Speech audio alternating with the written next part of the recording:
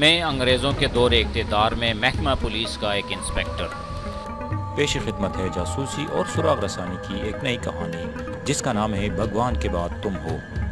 نقب زنی کی ایک واردات جسے کانگریسی لیڈروں نے سیاسی مسئلہ بنا دیا۔ ہندو لڑکی نے اپنے کانگریسی باپ کو ایک مسلمان لڑکی کی خاطر عدالت میں بے نقاب کر دیا۔ کہانی میں جانے سے پہلے آپ سے ایک ہی درخواست ہے کہ اگر آپ اس چینل پر نئے ہیں تو اس چینل کو سبسکرائب کیجئے اور ساتھ ہی بیل آئیکن کو بھی پریس کیجئے تاکہ ہر نئی آنے والی ویڈیو کا نوٹیفیکیشن آپ کو بر وقت مل سکے۔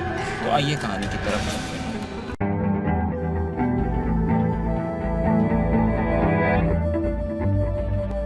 میں نے اسے یقین دلایا کہ میں سیٹ کو پتہ نہیں چلنے دوں گا۔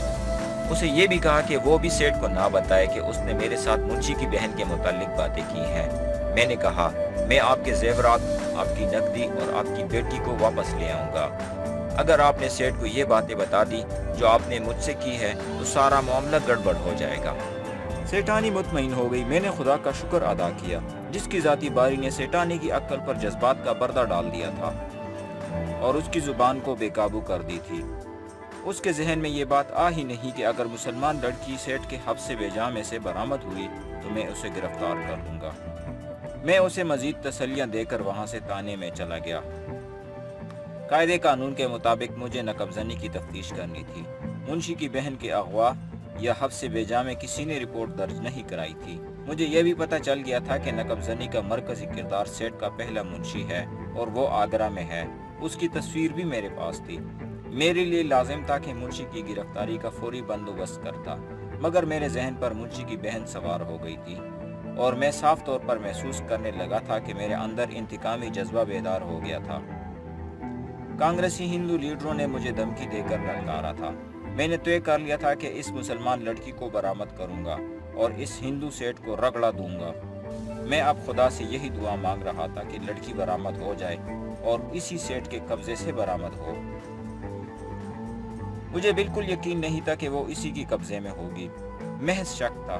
سیٹانی نے میرے شک کو مضبوط کر دیا تھا۔ میں یہ سوچ رہا تھا کہ سراغ رسانی کا لمبا سفر اختیار کروں یا چال بازی سے کام لوں۔ میں نے ایک چال سوچ لی تھی۔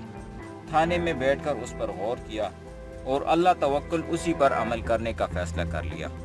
سیٹ میرے ہیڈ کانسٹیبل کے ساتھ دوسرے کمرے میں بیٹھا تھا۔ میں نے اسے بلایا۔ وہ غصے کے عالم میں میرے سامنے آیا۔ اس نے میرے سامنے کرسی پر بیٹھتے ہوئے کہا، انسپکٹر صاحب آپ نے اچھی حرکت نہیں کی۔ میں نے اس کو کوئی جواب دینے کی بجائے ایک کانسٹیبل کو بلایا اور اسے فروٹ اور لیمن کی بوتلیں لانے کو بھیج دیا۔ میں نے کہا سیٹ صاحب جو کچھ ہوا اس کا مجھے بہت افسوس ہے۔ اس سے زیادہ افسوس مجھے اس بات پر ہے کہ آپ جیسے پڑھے لکھے اور صاحب حیثیت انسان نے یہ نہیں سوچا کہ میں ایک معمولی سا انسپکٹر ہوں۔ میری ڈیوٹی ایسی ہے کہ شریف لوگوں سے مجھے بعض اوقات غیر شریفانہ سوال پوچھنے پڑتے ہیں۔ یہ میری نوکری اور میری روزی کا معاملہ ہے۔ مجھ سے تو آپ کا منشی اچھا ہے جو شام تک اپنا کام ختم کر کے رات آرام سے سو جاتا ہے۔ میں تو رات سو بھی نہیں سکتا۔ آپ اپنے کیس پر غور کریں۔ یہ میرا فرض ہے کہ آپ کی حلال کی کمائی کے زیورات، نقدی اور کپڑے غائب ہو گئے ہیں۔ آپ کو ایک ایک پائی واپس دلا دوں۔ پھر مجھے شک ہوتا ہے کہ آپ کی جوان بیٹی بھی لاپتہ ہے، لیکن آپ بدنامی کے ڈر سے چھپاتے ہیں۔ میں اسے بھی فرض سمجھتا ہوں کہ آپ کی عزت در پردہ واپس دلاؤں، حالانکہ آپ چھپا رہے ہیں، لیکن میں آپ کی عزت کو اپنی عزت اور آپ کی بیٹی کو اپنی بیٹی سمجھتا ہوں۔ سیٹ نے کہا لیکن آپ نے مجھ پہ یہ الزام عائد کیا کہ میں نے منشی کی بہن کو اغوا کرایا ہے۔ سیٹ نے ایسے لہجے میں کہا جس میں روب کی بجائے دوستی کا رنگ تھا۔ میں نے کہا جی ہاں، آپ نے کانگریس کی پوری ورکنگ کمیٹی کے ساتھ مجھ پر یلغار کر دی اور مجھ پر فرقہ پرستی اور ٹال مٹول کا الزام عائد کیا۔ پھر کمشنر اور گورنر کی دھمکی دی۔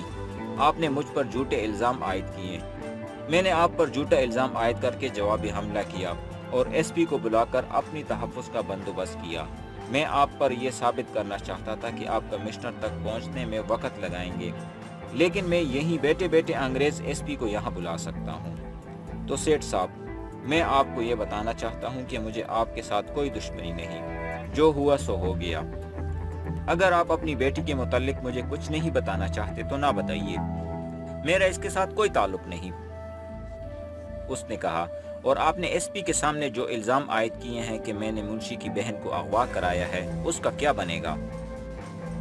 آپ نے यहाँ तक कह दिया था कि पहले दारोगा ने मेरे खिलाफ केस रजिस्टर नहीं किया था।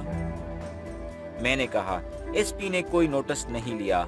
उसने आपको तो डांट दिया था, लेकिन बाद में उसने जो मेरी बेइज्जती की वो मैं सारी उम्र नहीं भूलूंगा। उसने मुझे कहा कि इस थाने में रहना चाहते हो तो तमीज से रहो, वरना लाइन हाजिर करके तुम्हारी सारी सर्विस तबाह कर दूंगा। एसपी आपको गायबाना तौर पर जानता है। उसने आपका नाम लेकर कहा था कि ये सेठ सियासी लीडर है, उसे आइंदा थाने न बुलाना। जब ज़रूरत पड़े खुद उसके पास जाओ और उसके साथ एहतराम से बात करो। हुकूमत बरतानिया किसी सियासी लीडर को नाराज़ नहीं करना चाहती। यकीन करे, हिंदू सेठ में गुब्बारे की तरह हवा भर गई। इतना होशियार और चालाक आदमी अपनी झूठी तारीफ सुनकर उल्लू का पट्टा बन गया। मैंने कहा, आपके सामने मेरी क्या हैसियत है? एसपी मुझे सख्ती से कह गया है कि सिर्फ नकबजनी की तफ्तीश करो, किसी लड़की के चक्कर में ना पड़ो। सेठ साहब, आप मेरे साथ ताउन करें और नकबजनी की तफ्तीश में मेरा साथ दे। मैं अब किसी लड़की का जिक्र तक नहीं करूँगा।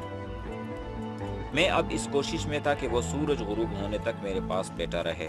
सूरज गुरूब होने वाला था, फ्रूट और बोतलें आ गई। मैं उसे दोस्त बनाने में कामयाब हो चुका था। उसके जहन से मुंशी की बहन का बोझ उतर गया। मैंने आज्ज़ो इंकिसारी से उसे आसमान पर चढ़ा दिया। सूरज गुरूब हो गया। वो मेरा ऐसा गर्विदा हो चुका था कि उठता ही नहीं था। मैं अंधेरे का ही इंतजार कर रहा था, क्योंकि मुझे इसका ताक़ुब कराना था। मुझे अपने तजर्बे की बिना पर यकीन था कि अगर उसने मुंशी की बहन को कहीं छुपा के रखा हुआ है तो वहां जरूर जाएगा।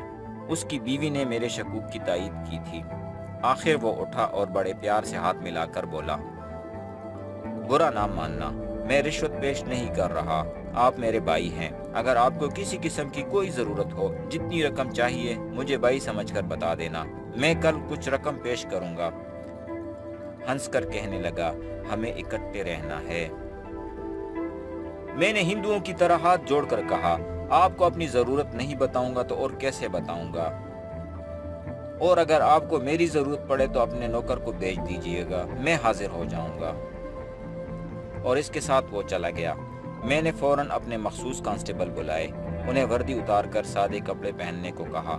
फिर उन्हें हिदायत दी कि सेठ का ताक़ुब करे।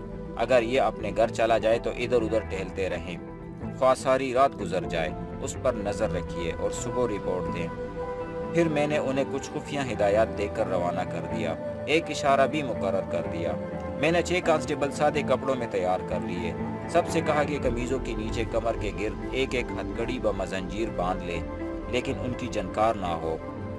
अगर ज़रूरत पड़े तो हथकड़ियों को ही हथियार के तौर पर इस्तेमाल करें। मैंने भी सादे कपड़े पहन लिए और रिवाल्वर पतलून की जेब में डाल लिया। एएसआई को थाने में छोड़ दिया। वो हिंदू था, मेरे स्कीम से आगाह था। मुझे खतरा था कि मेरे जाने के बाद किसी हिंदू को बजरिए टेलीफोन इत्तला दे देगा। मैंने एक मुसलमान कांस्टेबल को अलग ले जाकर कहा कि वो एएसआई पर नज़र रखे। मैं अपनी पार्टी लेकर रवाना हो गया। मेरी ये स्कीम एक जुआ था। खुदा ने तबीयत ऐसे डीट बनाई कि मैं ये जुआ खेलने से टल ना सका।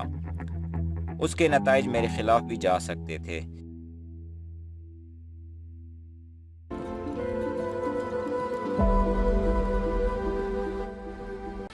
तो ये था आज का एपिसोड। उम्मीद है आपको पसंद आया होगा। कमेंट्स में अपनी राय का इजहार ज़रूर कीजिए। इसके साथ साथ इस चैनल को सब्सक्राइब कीजिए और बेल आइकन को भी प्रेस कीजिए ताकि हमारा साथ बरकरार रह सके। शुक्रिया। मिलते हैं एक नई कहानी के साथ। तब तक के लिए खुदा हाफिज़।